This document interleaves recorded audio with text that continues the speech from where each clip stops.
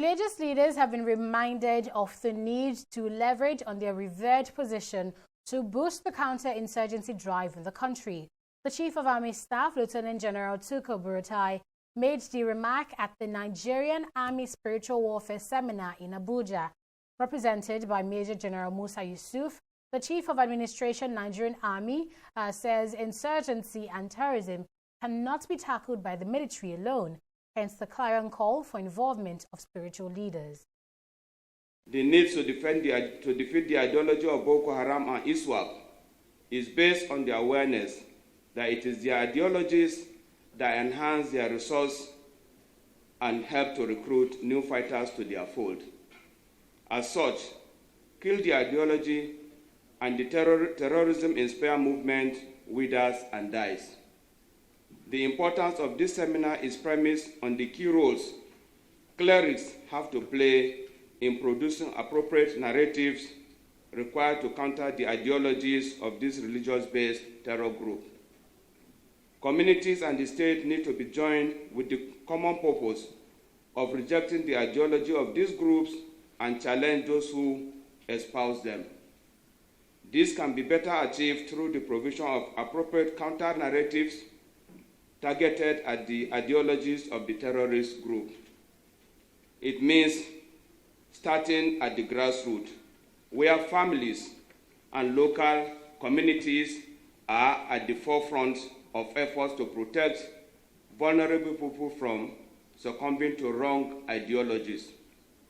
It is in this regard that I see you, the religious leader and clerics who regularly interface with the society, making valuable contributions to tackling terrorism and preventing violent extremism. The Public and Private Development Centers, PPDC, in collaboration with other civil society organizations, have launched the maiden edition of the National Freedom of Information Ranking in Abuja. The rankings are meant to commemorate the international right to know they, aims at entrenching accountability and transparency in public and security sector institutions. The group is asking the government to ensure that citizens have timely and unrestricted access to information. At this point in time, it is most crucial that we need an overhaul on the institutionalized culture of entrenched bureaucratic red tapes in our public service that has fundamentally threatened the fragile existence of the FOI Act. The nauseating lip service by consistent government in Nigeria to address issues of corruption in our country can never be taken seriously if we ignore the full implementation of the Act, which clearly allows for a more open and transparent governance process and for officials to be held accountable. I think I want to also use this as a medium to call on public institutions to see this as an opportunity to improve their responses to citizens. It's a requirement of the Act for them to disclose information to to citizens across board.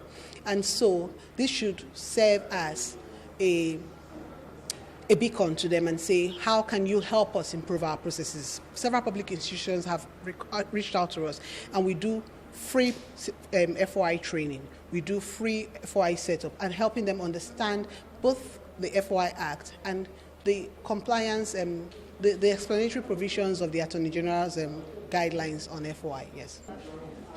In many agencies, people see FOI desks as Siberia. That's where you just go and sit down, there's nothing to do. So if they reposition the FOI desks to make people know that it is not demeaning to be the head of FOI desk, then people will not be encouraged to do their work.